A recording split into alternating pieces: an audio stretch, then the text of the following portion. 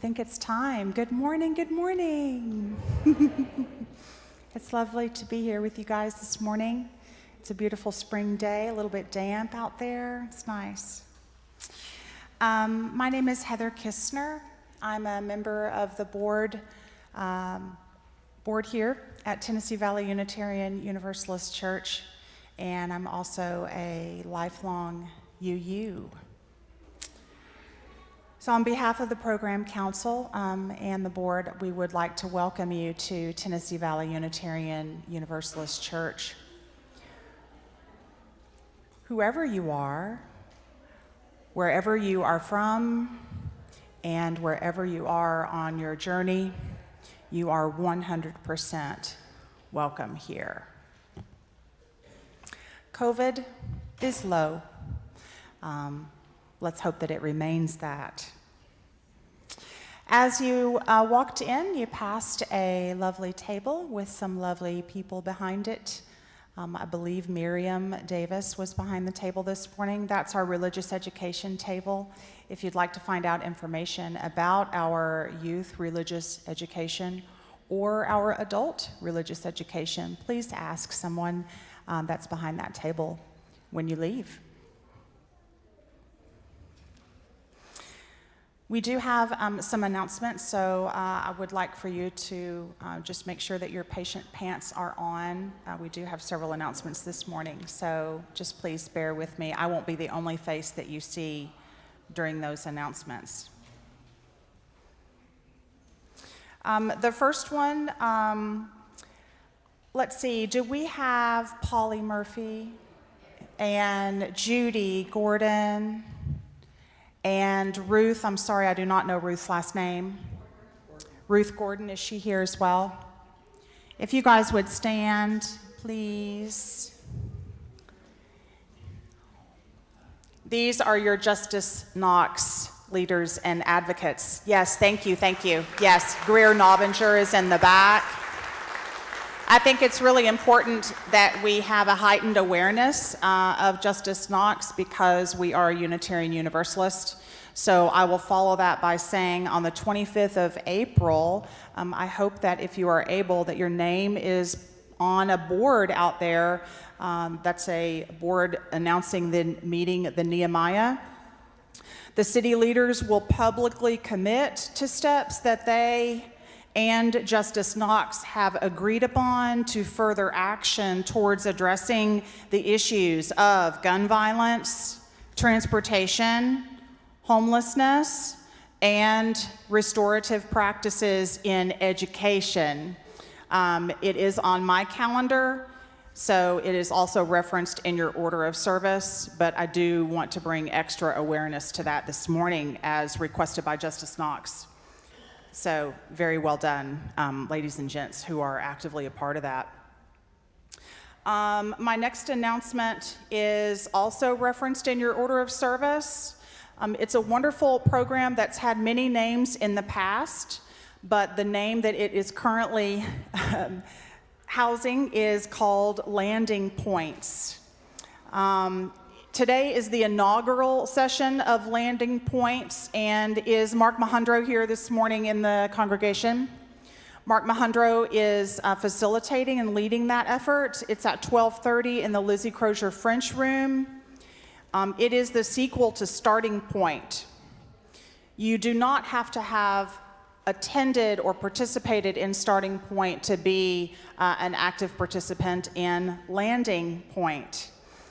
It will be going over the church programs, governance, membership details, and the diverse ways that you can be a part of Tennessee Valley Unitarian Universalist Church. So I do welcome you to attend.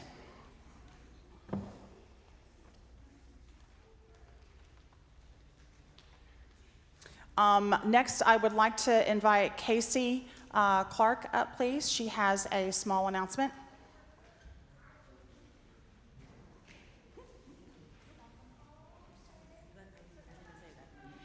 Good morning. My name is Casey Clark, and I'm Betty Kidd. Casey invited me. yes, we are the Let's Connect team here at TVUC. This is just a quick reminder to please vote for the Volunteer of the Month for April. If you've nominated someone before, we had a bunch of people nominated the first month and I haven't seen their name since. So if you nominated someone in the past, please keep nominating them until they are chosen as the volunteer of the month. And if we don't vote, then we don't get to celebrate our wonderful volunteers. So please remember to vote. There are 4 ways to vote. There is a ballot box in the fellowship hall on the left side, kind of by the fireplace. You can also select the link on the Facebook posts that I make on a regular basis. You can go to tvuuc.org, select the Get Involved menu item, and drop down to Volunteer of the Month ballot, or you can use one of the QR codes that are all sorts of places. So please remember to vote so that we can celebrate our fabulous volunteers. Thank you.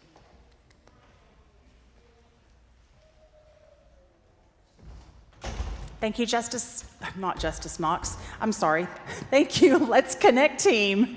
Again, that's a terrific way to celebrate one another, so kudos to both Casey and Betty, truly. Before I bring in the last person to do an announcement, I would like to do a plug myself. I would love it if you guys would join me Wednesday evening here at 6 o'clock. Or on Zoom on Thursday at 7. We are reinventing, reimagining, and reinvigorating what is the rummage sale. So I have made a post on Facebook page, and I do ask for you to bring your vim and vigor and join me in brainstorming some ideas on how to make that truly successful going forward. Ken Stevenson, please. I'd like to have him come up as president of the board here at TVUC.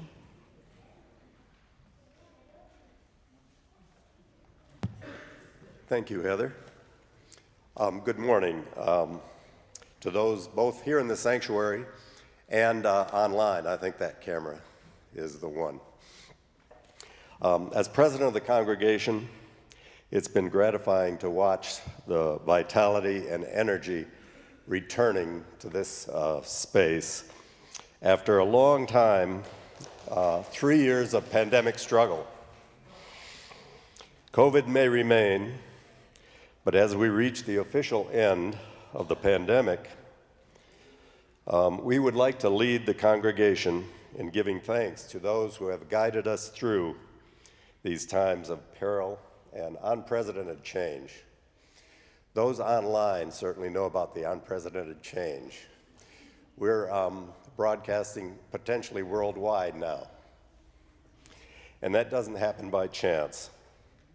Our resurgence is a UU miracle, meaning it's the work of dedicated heads, hands, and hearts. I'm going to be joined here by the COVID presidents. Denise Coleman, please come up.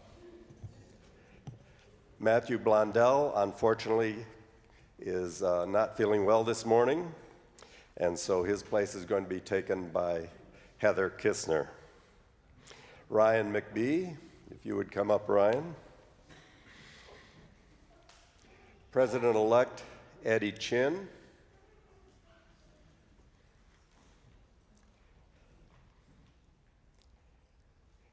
And myself.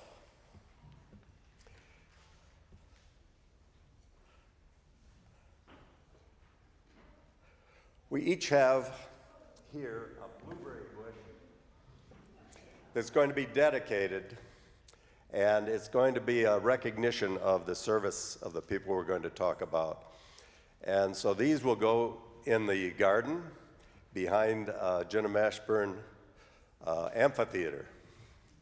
And so let me start by giving thanks. So one of these plants honors Reverend Jametta Alston. Jametta was instigator of our little pantry. She started Laughter the Best Medicine, which is still going on Fridays. Watch for that. And she's famous for her driveway pastoral care. Though she's back in Rhode Island now, she has a special place in the hearts of many of us, particularly my wife, Dee. Thank you, Jametta.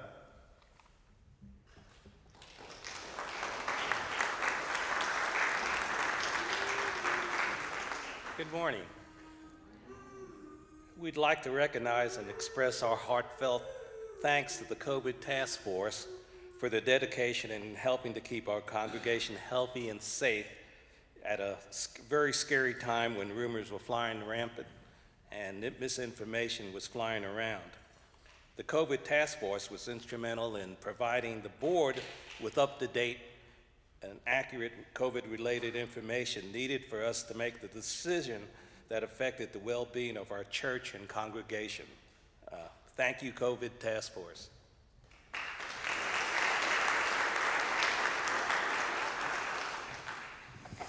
We would like to give a special thanks to Claudia, Michael, Mark, and John, all incredibly valued members that makes up our staff here at TVUC, for their perseverance, their presence, their patience, their dedication, and their unwavering ability to be flexible in the difficult times that COVID presented. We definitely salute each of those individuals as staff here at the TVUC for that time period.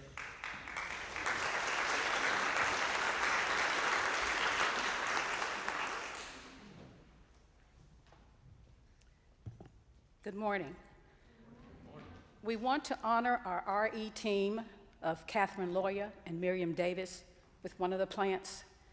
Catherine and Miriam were innovative and adaptive in their approach to religious exploration activities for children, youth, and parents during the pandemic. They transitioned to online events. They provided resources with activities, videos, and stories for engaging with the family. They were willing to use new technologies to coordinate activities and improve communication amongst the team. It never ceased to amaze me how they continued to find creative ways to reach out to the children and youth. They offered pick-me-up packs with materials for each month's RE themes, RE gift bag deliveries, camp in the box, children's diversity and justice library book reservations and curbside pickup, outdoor chapel for all ages and RE activity, and a virtual holiday pageant. They had the additional challenge of keeping our children and youth safe until they were able to receive COVID vaccinations. Thank you, Catherine and Miriam, for your hard work and dedication.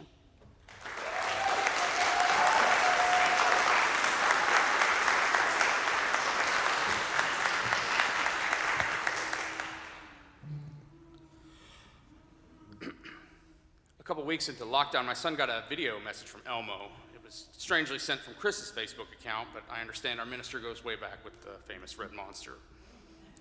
Chris faced enormously difficult challenges in leading the church through COVID, and without seeing it firsthand, I'm not sure I could comprehend how complicated it was to navigate ever-changing public health restrictions and balance the needs of a diverse congregation. I know these times were hard for Chris, but I also know through it all he led with love. Chris led the way in trying new things each week until we were back in the building. He led the way in our lasting transition to a multi-platform church. He led the way in our community by advocating for policies based on science and compassion for all at-risk communities. And he's leading the way now as we move forward together and build our beloved community anew. Thank you, Chris.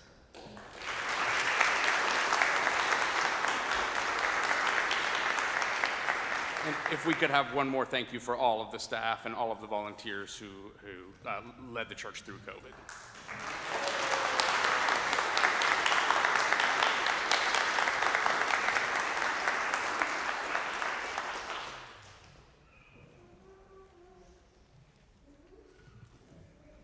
I bet we're going to get lots of volunteers and happy helpers to help plant the blueberry bushes. I think that's fantastic.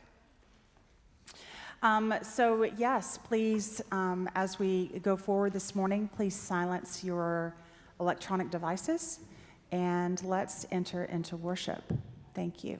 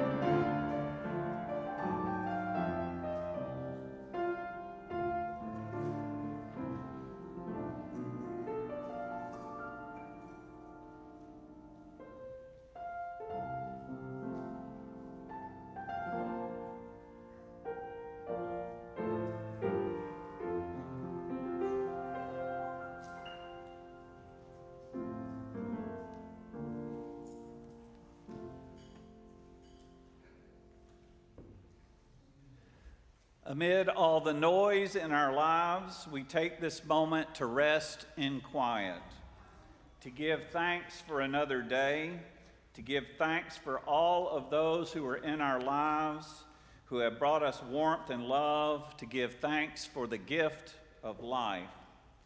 We know that we are on our pilgrimage here, but for a brief moment in time.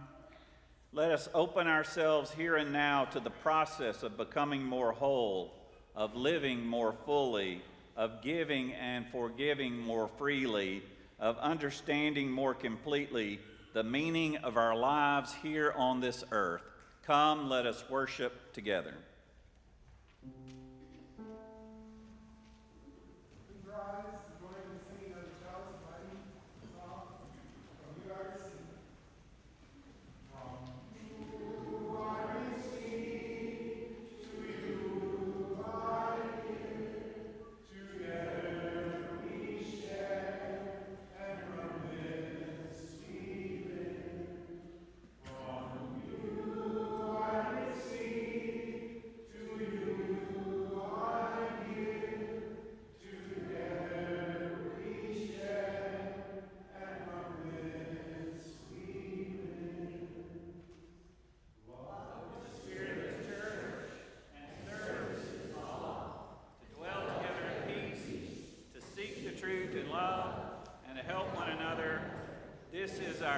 Covenant. Let us join together in our opening hymn 145 as tranquil streams in the gray hymnal.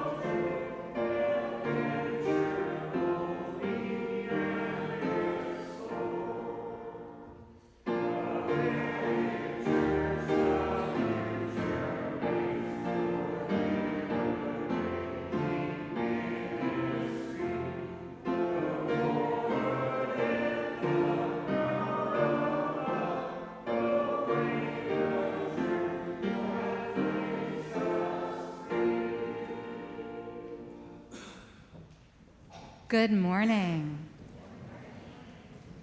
It is good to be gathered here this morning in all the ways we gather here in person in this room and watching on our streaming service from home or another space in our building.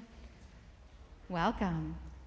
So I have a story to share this morning that is about a mistake. It's adapted from a story by Ioanni Hobai. And I'm wondering first, though, has anybody here ever made a mistake?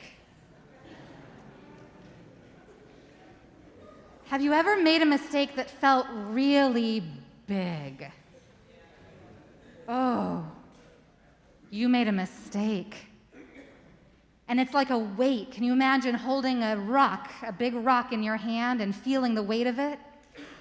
Only this mistake, this weight, gets bigger and bigger and heavier. Can you imagine that? Because you worry. And the more you worry, the bigger and heavier it gets. Can you imagine holding a rock that's like this big? Could you walk around with it? Maybe not. This is a whale of a mistake. No, really, it's kind of like a great giant whale that has carried you off into the sea and you're stuck on top of it. Yeah, follow me here. Now it's a whale, not a rock. Yeah? A big whale of a mistake. And it carries you off into the sea. And you're stuck. And you're scared and worried because you don't know where it's taking you. And people that you see shake their heads. They're way over on the shore. They shake their heads and say, "What a big mistake." How do you feel like when you hear people have noticed a mistake that you made? Ooh.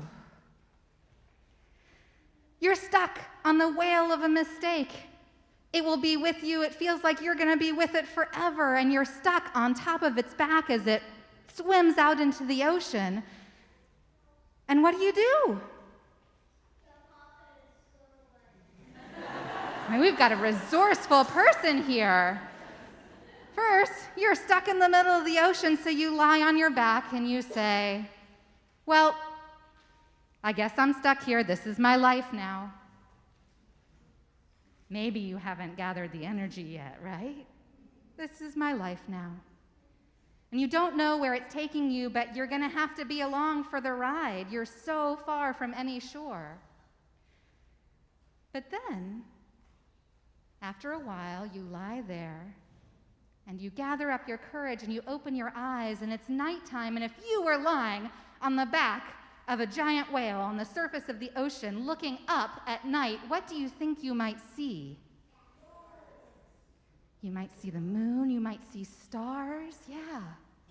There are stars, and there's the moon, and you look at the moon, and you notice it's so clear you can see there are some craters on that moon. And you see so many stars, and it looks like some are falling. Have anybody ever seen a meteorite flash across the sky? Are those mistakes too? And suddenly you realize you're in a universe that is full of mistakes. If you were somebody who's made a mistake before, would you raise your hand? Now look around. Are there a lot of mistakes in this room here? And suddenly your mistake doesn't feel so very big anymore.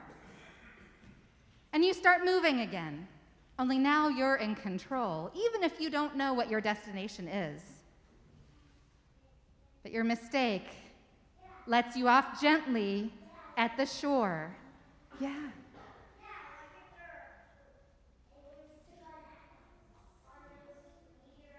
If there are aliens out there, they might have made some mistakes too, huh? Yeah.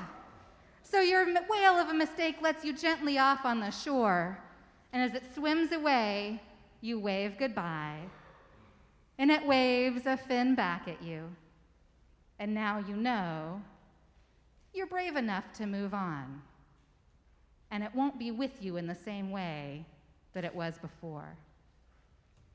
And that is our story for this morning. And all of us mistake makers who are gathered in community today, some of us are going to stay here for the rest of the service, and some of us are going to head out for our religious exploration programming. And so those who are going to head out, you're an owl, yeah. We are going to sing our learners and leaders out with our recessional. Thank you.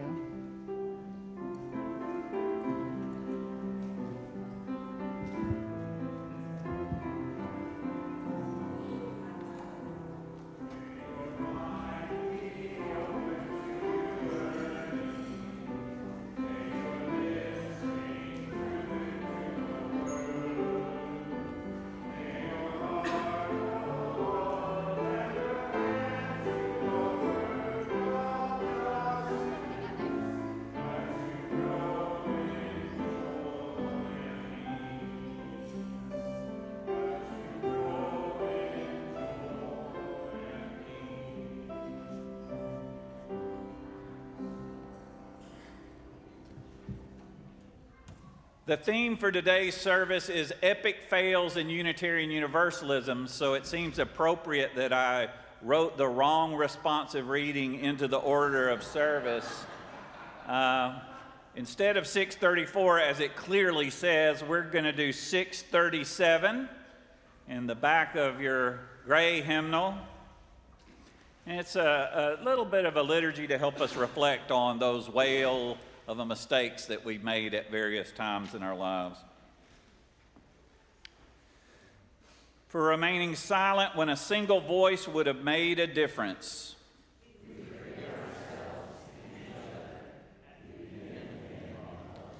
For each time that our fears have made us rigid and inaccessible.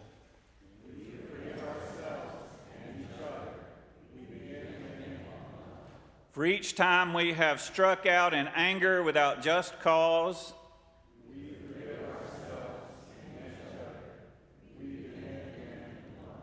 For each time that our greed has blinded us to the needs of others.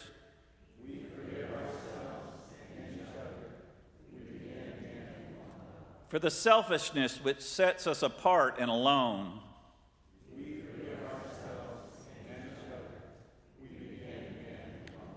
For falling short of the admonitions of the Spirit.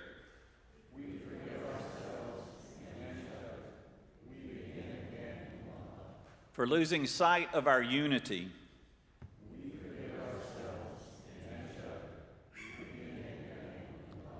For those and for so many acts, both evident and subtle, which have fueled the illusion of separateness.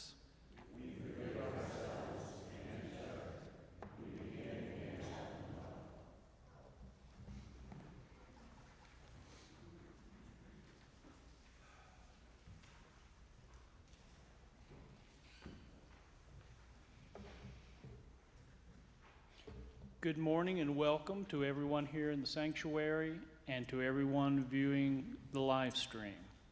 Good morning. Today we celebrate with Jennifer Fowler and Jane Aiken, whose wedding was held in this sanctuary on Tuesday, April the 11th. Love overflowed the room as a vocalist sang, "I Choose You." After their verbal commitment was made by each, Jennifer and Jane were pronounced partners for life. Congratulations.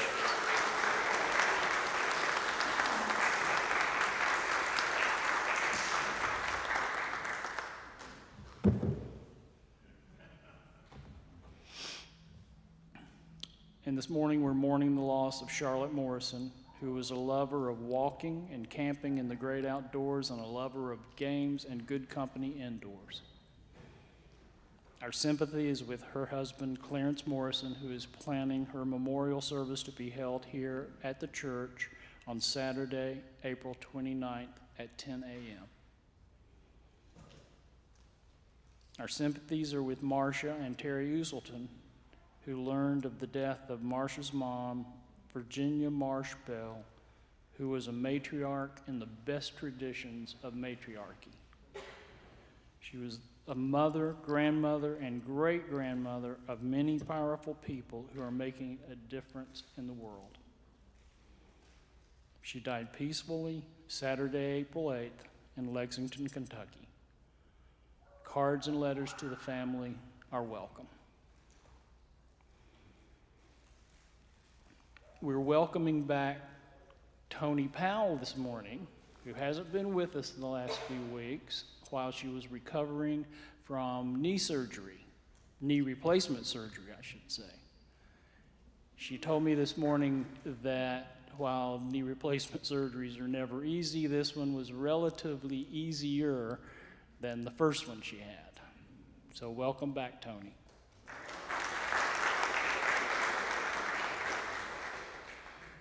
And this morning, we are trying to find our place.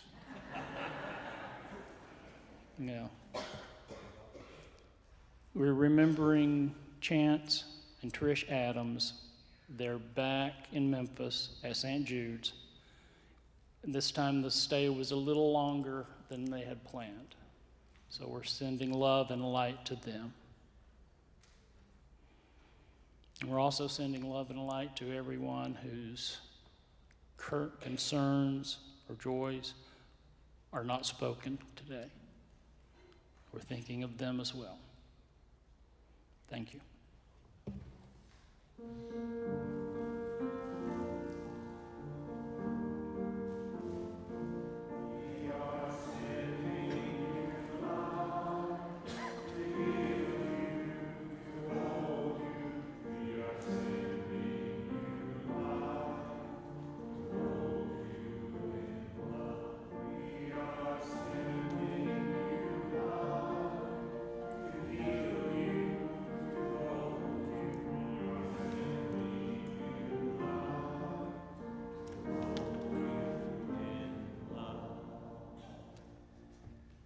Let us enter into the spirit of meditation, prayer, reflection.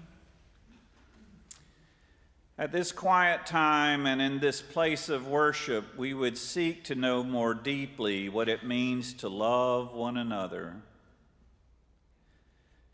We know so well our own needs. We know that ourselves need understanding, affection, recognition. Why is it then that so often we hesitate to extend these precious gifts to others? The cost of a kind word is small. The moment that it takes to listen could hardly be better used. A gesture of forgiveness can mark a new beginning. An embrace or a note of appreciation can convey crucial encouragement and comfort. And yet so often we fail, even within our own families, to live by the sacred command that we should love one another. O Spirit of life and of love, strengthen our faith, increase our resolve to give more generously of ourselves. We pray for the courage to take the risks of love. We pray for the insight to see ourselves and others in perspective. We pray for humility and understanding that we may always stand ready to forgive and begin anew. Let us enter into silent worship together.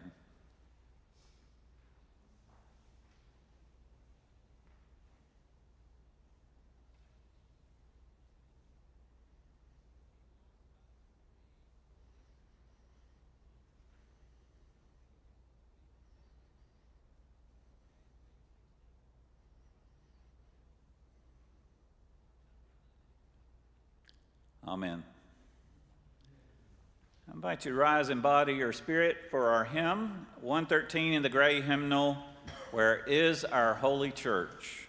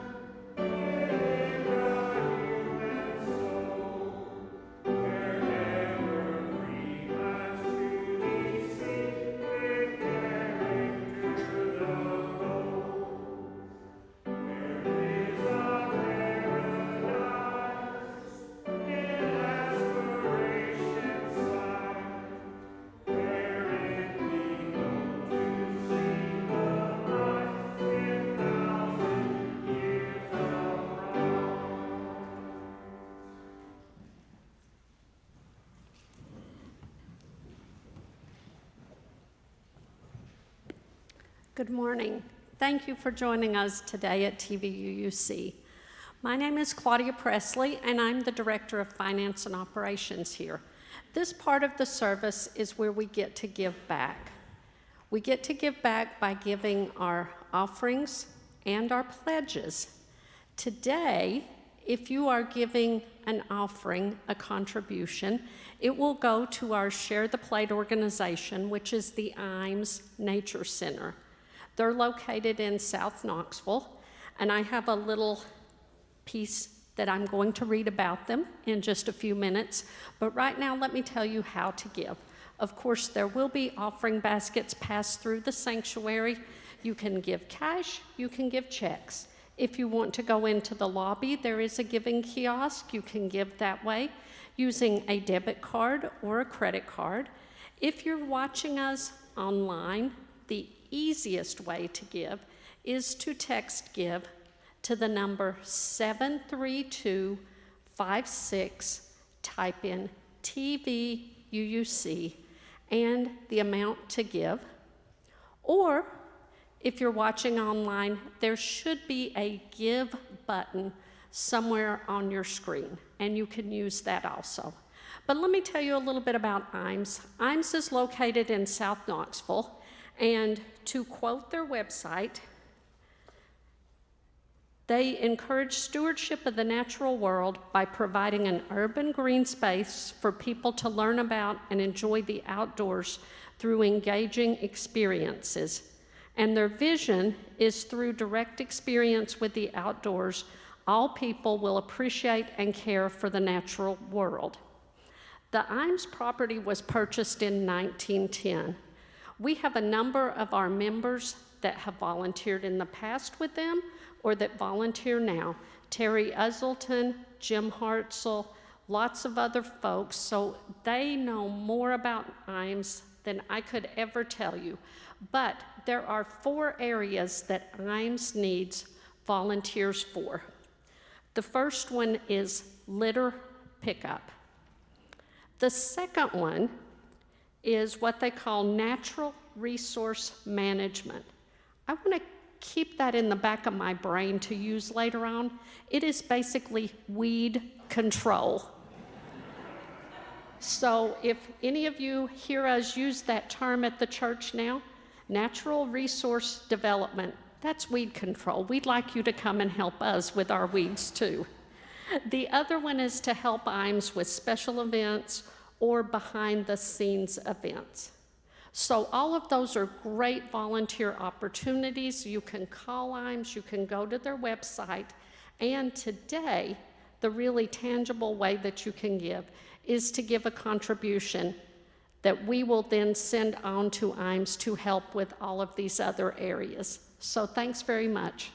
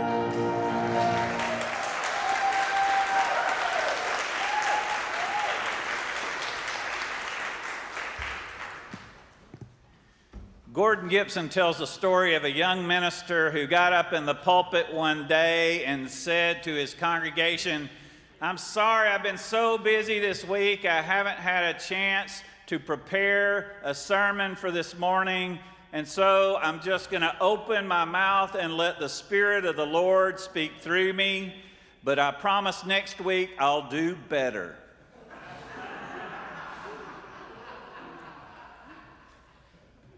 I say that because this week has been a very busy week at the Tennessee Valley Unitarian Universalist Church. Today, my original goal was to speak about the epic fails of Unitarian Universalism, but as I sat down to start on the first draft of this sermon at 4 o'clock yesterday after having led a memorial service, it occurred to me that this sermon itself might be one of the epic fails of Unitarian Universalism. Unitarian Universalists are no strangers to failure. The Reverend John Burens, who was a minister of this congregation and went on to be the president of our denomination, once said in the middle of an epic fail, which I can't even remember what it was, but he said, "I'm no longer surprised when we Unitarian Universalists shoot ourselves in the foot. I am surprised by how quickly we reload." Now, most religions have a public relations department that prefers to talk up the success stories of the faith and downplay any counter-narratives. However, this morning I want us to reflect on, as a congregation and as individuals, on our blunders, our mistakes, our pratfalls, as we reflect on them, because one of our core principles is honesty is the first step to spiritual growth. In 1822, Thomas Jefferson predicted that Unitarianism would become the largest denomination in America.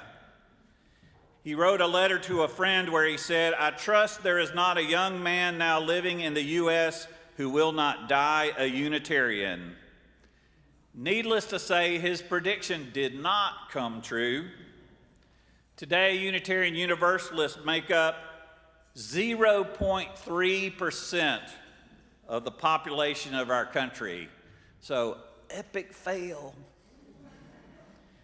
Jefferson is not the only one to think that our faith has promise. A few years back, I was at the Children's Defense Fund retreat at Alex Haley Farm, and I had the unexpected privilege of having the Reverend James Lawson sit next to me before the service, who is a civil rights hero known for leading the sit-ins in Nashville and other civil rights actions.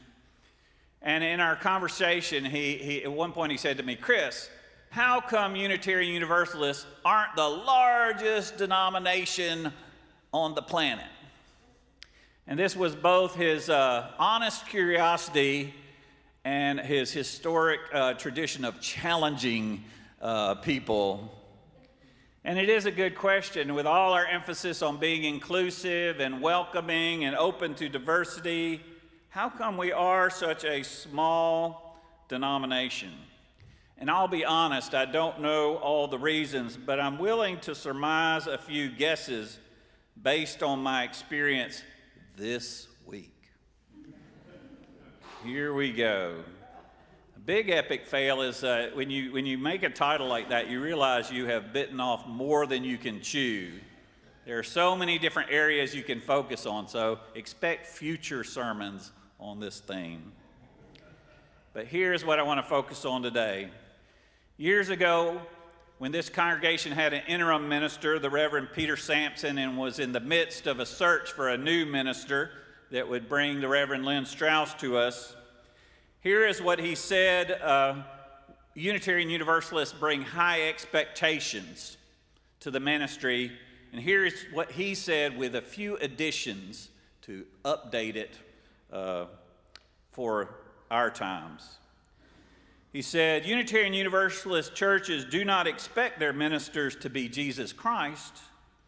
They expect their ministers to be Jesus Christ with a good liberal arts education.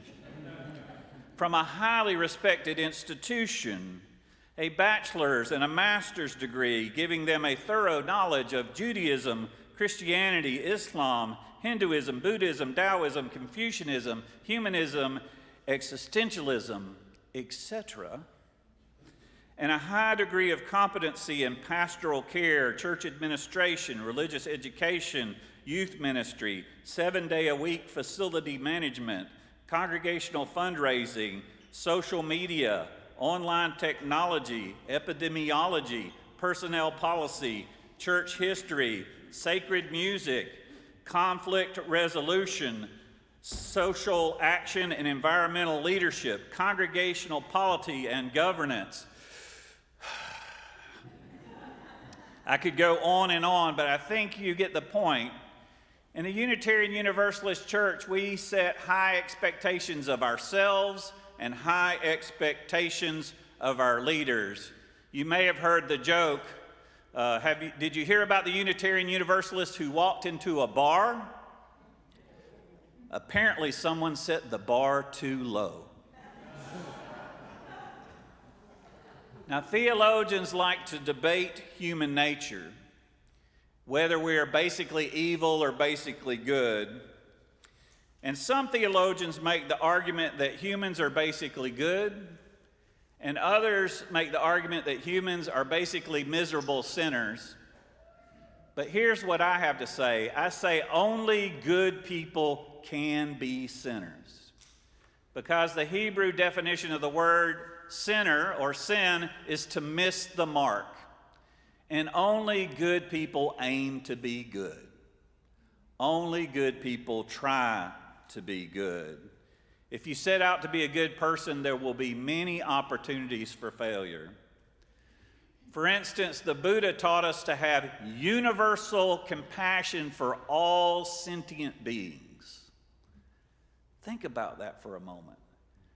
Universal compassion for all sentient beings. Anyone who tries to practice it will experience failure.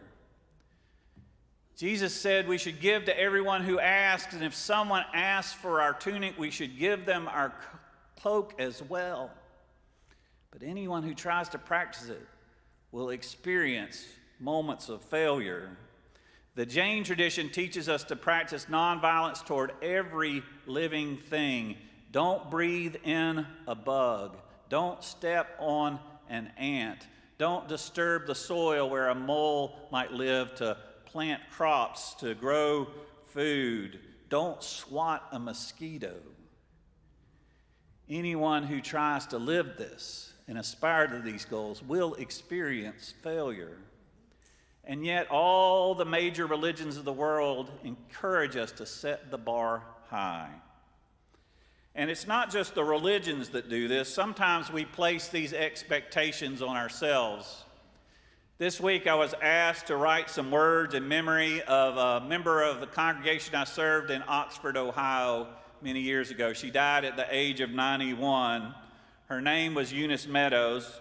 And I want to read you what I wrote, the parts of it that are relevant for our topic today. I wrote, I always admired Eunice's fiery energy, persistence, and outspokenness, even when she was challenging me. She spoke truth to power, and I know this because she sometimes thought I was power. Eunice was a champion of inclusive language in my time at Oxford. When the congregation considered briefly calling itself a fellowship, she chimed in, I am not a fellow. She did not like the word amen because it included the word men and did not include the word women, even though that's not the etymology of the word. But when I tried to explain it to her, she told me, I don't care what the word means, I care how it feels. When Gloria Steinem came to speak at Miami University, the founder of Miss Magazine made a passing reference to workman's compensation, and a voice cried out from the audience, that's workers' compensation. And it was the voice of Eunice Meadows. I grew up in a Christian and feminist home. From Dad, I learned that all have sinned and fallen short of the glory of God. And from Mom, I learned that all have sinned and fallen short of Gloria Steinem. Eunice Meadows taught me that sometimes even Gloria Steinem falls short of Gloria Steinem. When we set our expectations high, we tend to overcommit, and that's definitely what I've done this week. I did it to myself. I made so many commitments this week that I was scrambling to get the service ready yesterday and this morning and writing a board report for this afternoon's meeting. It's been a week of epic fails. One of the reasons I've been so busy is because I know our church wants to be a visible and vocal leader on social justice issues, and I was asked to join the Reverend William Barber for a national press conference to promote tomorrow's Moral Monday action in Nashville. This is how quick social action happens. You won't read about it in last week's newsletter. That's how quick social action happens now. There's a Moral Monday march in Nashville tomorrow. People are gathering from all over the country to witness to justice in our state capital. A group of us are carpooling from the church, and we will march to the legislature advocating for more responsible gun laws and speaking out on other social justice issues.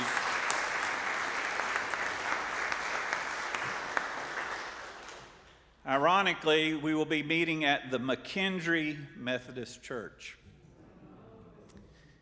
It's a coincidence that Greg McKendree, a member of our church, a beloved member of our church, was a victim of gun violence. And when Reverend Barber introduced me at this press conference, I gave a statement, and here are some of the things that I said in support of the Tennessee Three: Representatives Justin Jones, Justin Pearson, and Gloria Johnson. And this isn't about political party. This is about social justice. The scriptures tell us to speak out for those who cannot speak for themselves. The victims of gun violence no longer have a voice or a vote. We must speak for them. We must speak out especially for the young people and the school children who need representatives. The Tennessee Three have been accused of lacking decorum. Let me tell you something every minister knows. Traumatized people do not always live up to everyone's ideas of decorum. There is weeping and wailing at the graveside. There are tears, flushed faces, and anger. Those whose hearts have been broken, shattered by gun violence, are more likely to rage against the dying of the light. For this reason, I admire the restraint of the Tennessee Three. There is more heartbreak in our state and our nation than can be easily contained by Robert's Rules of Order or our current legislature's ideas of etiquette and propriety. We need to listen to the Tennessee Three. We need to listen to Reverend Barber and the Moral Monday movement because they are willing to serve as representatives for people all across this state and nation who live in every district, to speak for those who are hurting, to speak for the heartbroken, and we need representatives.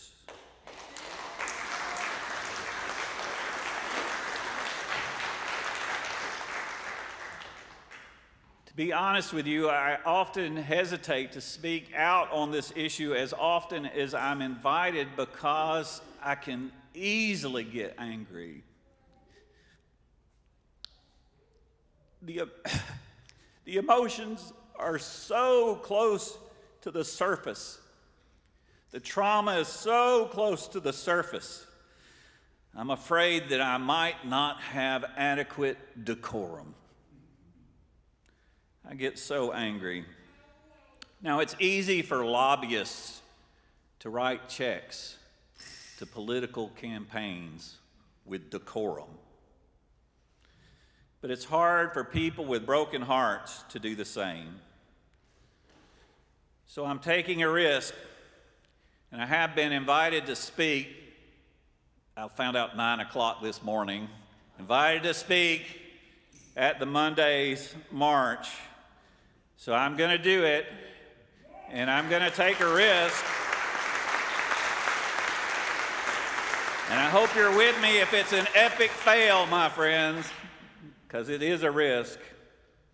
But that's what the great religions tell us to do, to aim high and be willing to fail big. As Martin Luther said, sin boldly that the grace of God may abound. Risk an epic fail. In 1822, Thomas Jefferson predicted Unitarianism would be the largest denomination in our country, and we are not. 0.3% is not a mass movement by any measure, but we can partner with people of different faiths and work together for justice and peace in our world. And no doubt we've been hampered in our efforts to grow by our outrageously high expectations of ourselves and our tendency to overcommit to too many worthy causes, and yet our failures can be part of our learning process. As one leadership expert puts it, advises us to fail fast, fail forward, and fail better.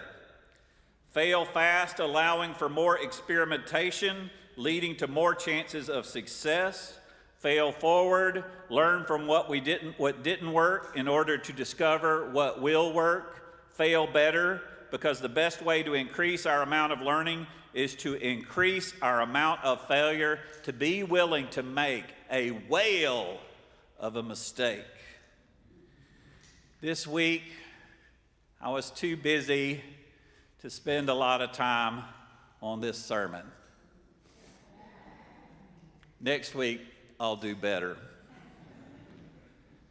Until then, may we all fail fast, fail forward, and fail better, because any life worth living is a life worth risking epic fails. So be it.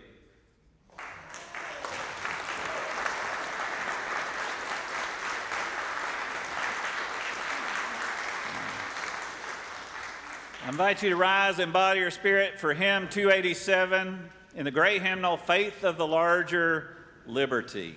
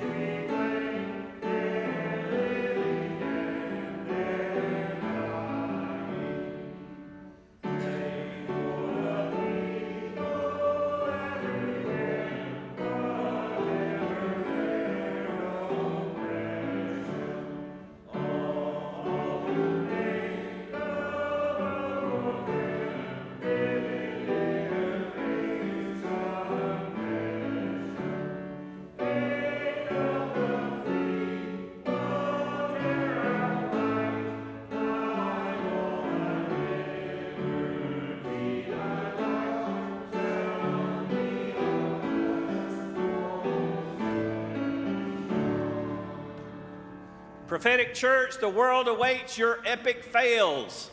Go forward in the power of love. Proclaim the truth that makes us free.